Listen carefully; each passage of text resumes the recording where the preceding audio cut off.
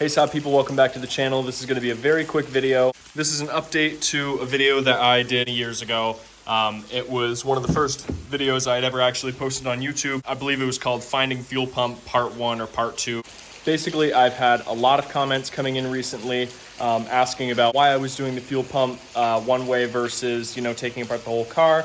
And I've been getting a lot of views on those videos and people just making fun of me in the comments. It's like I was a kid trying to replace a fuel pump and had no previous experience on doing anything in a car before. That was really one of my first big jobs I'd ever done. Now that I'm graduated in automotive and have 5 of these Saabs, I'm very comfortable with them and very used to working on them, so I can make a bit of a better video to help you guys out. I was trying to locate and replace the fuel pump on a Saab 9.3 2.8 Aero cross-wheel drive, which, for those of you who know, removing the rear diff and dropping the fuel tank and all of that, you can do it. You can totally get it done, but the difficult part about it is it takes forever, and it, in a way, requires a lot of tools that not everybody has. A lot of people, when they're trying to upgrade their Saab or replace the fuel pump at home, they elect to do it this way that I'm about to show you. In a parts car, I cut out the entire back seat because I had no direction on where the fuel pump was. I just knew it was under the seat somewhere. So I cut the entire bottom metal of the seat out, and then I found the fuel pump is under the passenger side seat in the US. So go ahead and lift up on your seat.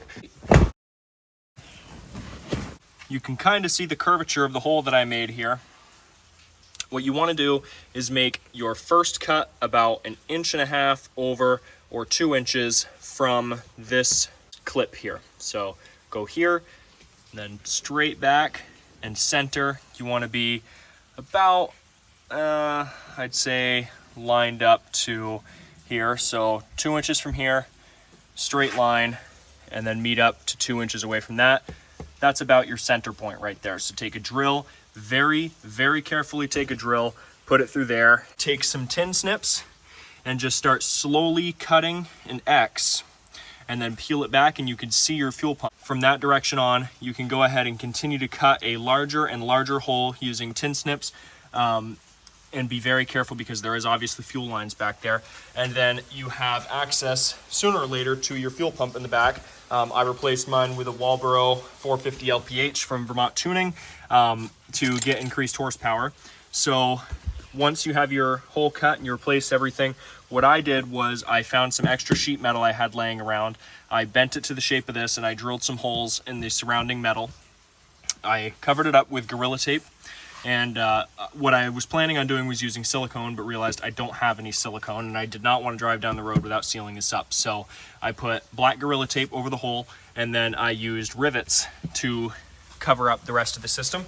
And honestly, it does not change the chassis whatsoever. So it's nice and strong, and then you have easy access to a fuel pump. All you have to do is take off your rivets or whatever system you designed to cover this up.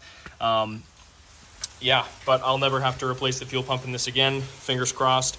If I do, I'll just have to break off some rivets. This method is a lot easier and a lot quicker. I guess it's a little bit tedious, but not as tedious as breaking rusty bolts underneath the car to try and get to your fuel pump. So hopefully this video helps you guys.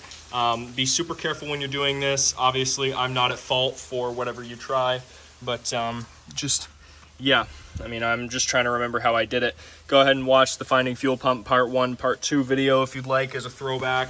And it'll be a little bit more clear about where the hole is because I believe in the videos I actually show you where they are. Anyway, guys, thanks so much for watching the video. Don't forget to like and subscribe.